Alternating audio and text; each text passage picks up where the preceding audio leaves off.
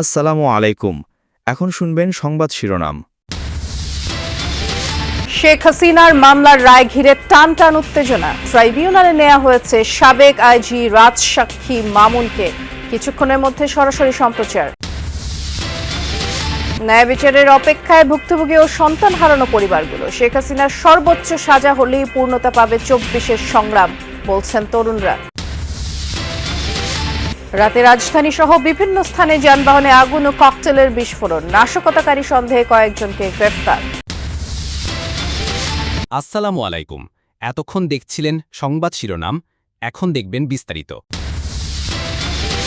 দর্শক, ইতোমধ্যেই আপনারা যেমনটি অবগত এবং আপনাদেরকে শিরোনামেও জানিয়েছিলাম, ২০২৪ সালের ছাত্র গণ অভ্যুত্থান এবং জনবিক্ষোভ সেটিকে দমনকে কেন্দ্র করে মানবতা বিরোধী অপরাধের মামলায় জুলাই গণহত্যায় শেখ হাসিনার মামলার রায় ঘিরে টান টান উত্তেজনা চলছে। এই মামলায় আরও ২ জন আসামিও রয়েছেন, সাবেক স্বরাষ্ট্রমন্ত্রী আসাদুজ্জামান খান কামাল এবং সাবেক আইজিপি চৌধুরী আব্দুল্লাহ আল মামুন। ট্রাইব্যুনালে প্রবেশ করেছে প্রসিকিউশন টিম এবং হাজির করা হয়েছে সাবেক আইজিপি যিনি রাজসাক্ষী চৌধুরী আব্দুল্লাহ আল মামুন, তাকেও। কিছুক্ষণের মধ্যেই সরাসরি সম্প্রচারিত হবে এই রায়। 11টার দিকে আদালত বসার কথা, এর মধ্যেই বিচারকরা এজলাসে ঢুকেছেন। প্রসিকিউশনের যে টিম তারাও এজলাসে ঢুকেছেন এবং এর পাশাপাশি যারা বিচার প্রার্থী, যারা এই মামলার গুরুত্বপূর্ণ সাক্ষী ছিলেন, সেই সাক্ষীরাও আসলে আদালতে এসেছেন এবং তারাও এর মধ্যেই এজলাসে ঢুকেছেন। হয়তো কিছুক্ষণের মধ্যে এই যে কাঙ্ক্ষিত রায়, যে বহুল প্রত্যাশিত রায়, যেটির জন্য সারা দেশবাসী আসলে অপেক্ষা করছে এবং বিগত কয়েকদিন ধরেই এই রায়কে কেন্দ্র করে এই ট্রাইব্যুনালের দিকে সবাই দৃষ্টি রাখছে, সেটির অপেক্ষায়, সেই অপেক্ষার পালা হয়তো কিছুক্ষণের মধ্যে শেষ হবে। হয়তো আদালত 11টার কিছুক্ষণের মধ্যে যদি শুরু হয়ে যায়, হয়তো অল্প কিছুক্ষণের মধ্যেই এই রায়টি, যেহেতু আমরা যতটুকু জানতে পেরেছি সংক্ষিপ্ত রায় দেয়া হতে পারে, সেই হিসাবে বলা যায় যে খুব অল্প সময়ের মধ্যেই রায়টি আদালত রায় দিবেন এবং সেই অপেক্ষায় আসলে আমরা সবাই অপেক্ষা করছি। এখানে স্বজন যারা রয়েছেন, নিহতদের স্বজন, যারা জুলাই যোদ্ধা, তারা আহত যোদ্ধা, তারাও এসেছেন। যে আইন আছে এটি আসলে প্রমাণিত হলে সর্বোচ্চ শাস্তি মৃত্যুদণ্ড হতে পারে, বেশ কয়েকটি অভিযোগেই বলা যায়। আপনি জানেন যে এখানে 5টি অভিযোগ আনা হয়েছে। সাবেক প্রধানমন্ত্রী যিনি দেশ ছেড়ে পালিয়ে গিয়েছেন, এই মামলার মধ্যে সবচেয়ে গুরুত্বপূর্ণ যেটা বলা হচ্ছে যে দেশের প্রথম কোনো প্রধানমন্ত্রী এই ট্রাইব্যুনালে বিচার হচ্ছে এবং তার শুধু বিচারের ধরনটা যদি আপনি চিন্তা করেন যে মানবতা বিরোধী অপরাধ, মানে কতটা নৃশংসতা, অভিযোগটা কত নৃশংস হলে সেটা মানবতা বিরোধী অপরাধের পর্যায়ে চলে আসে। সেখানে প্রথম যদি আপনি সেই 16 জুলাই সেই আন্দোলনকারীদের রাজাকারের বাচ্চা বলে যে উস্কানি দিয়ে যে অভিযোগটা শুরু হয়েছিল, তারপরে আন্দোলন আপনার গতি পেয়েছে, আন্দোলন বিক্ষুব্ধ হয়েছে, তারপরে লেথাল উইপেন ব্যবহারের যে অনুমতি দেওয়া হয়েছে, হেলিকপ্টার থেকে হামলার যে অনুমতি দেওয়া হয়েছে, নির্দেশ দেওয়া হয়েছে, এগুলোর পাশাপাশি বাকি যে অভিযোগ যদি আপনি দেখেন যে আশুলিয়ায় 6 আন্দোলনকারী 6 জনকে পুড়িয়ে হত্যা, সে পুড়িয়ে শুধু নয়, তাদেরকে গুলি করে হত্যার পর তাদেরকে ভ্যানের উপরে, আপনার মনে আছে কিনা সে দৃশ্য, দেশবাসী দেখছে যে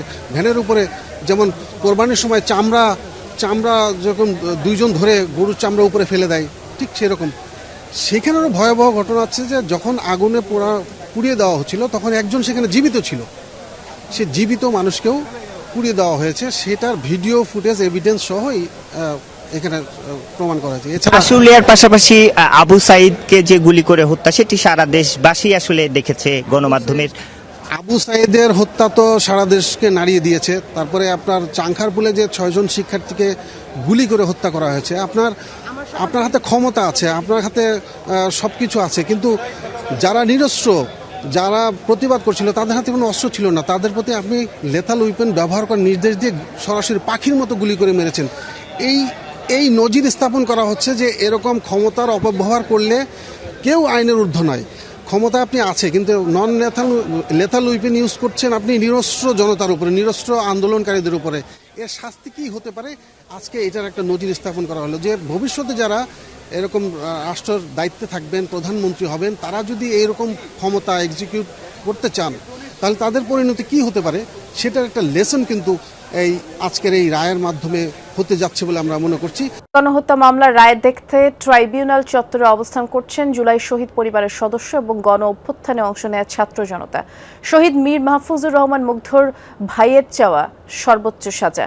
তার আশা রায়ের পর শেখ হাসিনাকে ফিরিয়ে এনে দেশের মাটিতেই রায় কার্যকর করা হবে। হাসিনাকে দেশের মাটিতে এনে এই রায় কার্যকর করাই হচ্ছে আমাদের সকল শহীদ পরিবার, আহত পরিবার এবং জনগণের একটা আশা আকাঙ্ক্ষা। গণহত্যার যে অপরাধী বিচার হবে সেই বিচারে তার সর্বোচ্চ শাস্তি কামনা করছি আমরা শহীদ পরিবার। শেখ হাসিনা যে অন্যায় অত্যাচার করেছে তার জন্য তাকে একবার না 1000 বারও যদি মৃত্যুদণ্ড দেওয়া হয় সেটি শেখ হাসিনার যে অন্যায় অত্যাচার আছে তার জন্য কম হয়ে যায়। তাই আমাদের আশা যে শেখ হাসিনার সর্বোচ্চ যে শাস্তি আছে সেটি রায় প্রকাশ হবে আজকে। শুধু কি একটি রায় শান্ত হতে পারে জুলাইয়ের ছেলে হারানো মায়ের আহাজারি? আন্দোলনে গুলিতে অন্ত হওয়া টকবগে যুবকগুলো কি চোখের দৃষ্টি ফিরে পাবে? অথবা পা হারানো সেই ছেলে পারবে কি হাঁটতে আগের মতো? দেশের জন্য সর্বোচ্চ আত্মত্যাগ করা এসব পরিবারের কাছে শেখ হাসিনার বিচার মানে কি? চোখের পানি এখন শুকিয়ে গেছে জুলাই শহীদ নাফিজের মায়ের। সবটুকু কষ্ট এখন বুকে জমাট বেঁধেছে তার। আমি নাফিজের রুমটা হলে গুছাইতে আসতাম, খুব কষ্ট। ভারী হয়ে আসা এই মায়ের হৃদযন্ত্র আজও স্পন্দিত হচ্ছে কেবলই ছেলের বিচার দেখার আশায়। তবে যেই মা নিঃস্ব হলো চিরতরে, তার কাছে ছেলে হারানোর বিচার মানে কি? এক একটা বাচ্চার বিনিময়ে এক একটা ফাঁসি দেওয়া উচিত এবং 1400 প্রাণের বিনিময়ে ওরে 1400 বার ফাঁসি দেওয়া উচিত। কক্সবাজারে শহীদ ওয়াসিমের বাড়ির বাতাসও এখনো ভারী। ঘরের কোনায় এখনো ছেলের গন্ধ পান মা।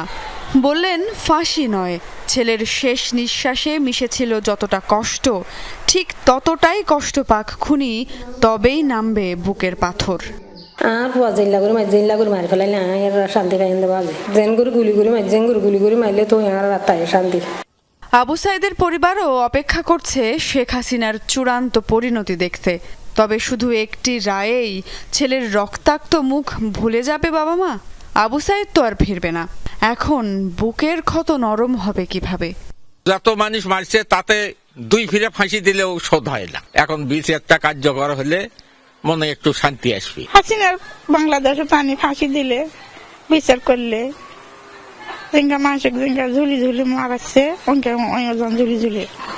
যেমনটি আপনারা জানেন, মানবতা বিরোধী অপরাধ মামলায় শেখ হাসিনার রায় আজ এবং রাজধানীর বিভিন্ন স্থানে যানবাহনে অগ্নিসংযোগ, ককটেল নিক্ষেপ করা হয়েছে। রোববার সন্ধ্যার পর থেকেই আসলে এসব ঘটনা ঘটে। রোববার রাত 9টার দিকে সেন্ট্রাল রোডে পরিবেশ, বন ও জলবায়ু পরিবর্তন উপদেষ্টা সৈয়দা রিজওয়ানা হাসানের বাসার সামনের রাস্তায় 2টি ককটেল নিক্ষেপ করে দুর্বৃত্তরা। ককটেল ফাটিয়ে তারা দ্রুত ওই এলাকা ত্যাগ করে। এদিকে বাড্ডায় নাশকতাকারীরা বাসে আগুন দেয় এবং ককটেল ছুঁড়ে আতঙ্ক সৃষ্টির চেষ্টা করে। এর আগে সন্ধ্যায় পল্লবী মেট্রো স্টেশনের নিচে ককটেল বিস্ফোরণ ঘটায় দুর্বৃত্তরা। কারওয়ান বাজার বাংলা মোটরে জাতীয় নাগরিক পার্টি এনসিপির কার্যালয়ের সামনে ককটেল ছোড়া হয়। গতরাতে বসিলা ব্রিজের মিনি ট্রাকে আগুন দেওয়া হয়। ফার্মগেট রেলগেটে চলন্ত ট্রেনে ককটেল নিক্ষেপের সময় এক নাশকতাকারীকে আটক করে পুলিশে দিয়েছে জনতা।